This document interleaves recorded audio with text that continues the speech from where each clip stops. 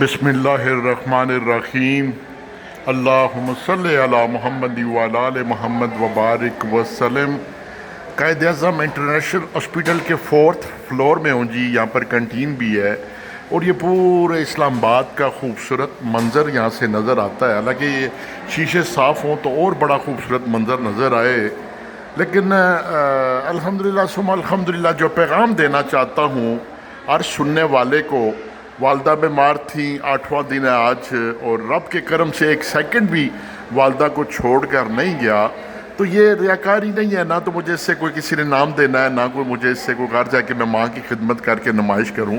لیکن ایک پیغام چھوڑ رہا ہوں کہ اگر آپ کی ماں زندہ ہیں تو ماں کی جیتے جی خدمت کریں۔ اللہ کا واسطہ ہے، اگر آپ کو بیویاں ماں باپ سے دور لے گئی ہیں تو ان سے ان کی منت ادا کر لیں، اپنی ماں کے پاس آئیں، ماں کی خدمت کریں، ماں کے پاؤں چومیں۔ اللہ ذات کی قسم ہے، یہ ایسی ہستی ہے کہ پھر کبھی نہیں ملے گی جب چلی جائے گی۔ تو یہ دیکھیں اکثر ہم دیکھتے ہیں جو بیچارے پردیس میں رہتے ہیں، مجبوریاں ہوتی ہیں، وہ اعلان ہوتا ہے جی فلاں کی بیوی فلاں کی والدہ فوت ہو گئی، تو کہتے ہیں جی بس منہ رکھیے کہ جی 2 4 گھنٹے میت باہر پڑی رہتی ہے، تدفین نہیں کرتے کہ جی بیٹا بھی ایئرپورٹ پہ پہنچ گیا، ابھی فلاں جگہ پہنچ گیا، ابھی فلاں جگہ پہنچ گیا ہے۔ تو آپ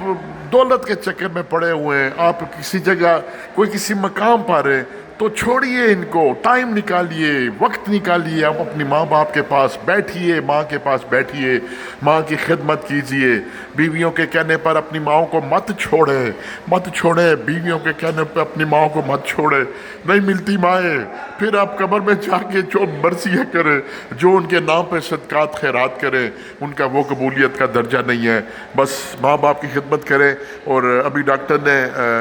ڈسچارج سلپ بن رہی ہے، تو انشاءاللہ آج والدہ ریکور ہو گئی کافی، آج انشاءاللہ بھی ہم گھر چلے جائیں گے۔ والسلام۔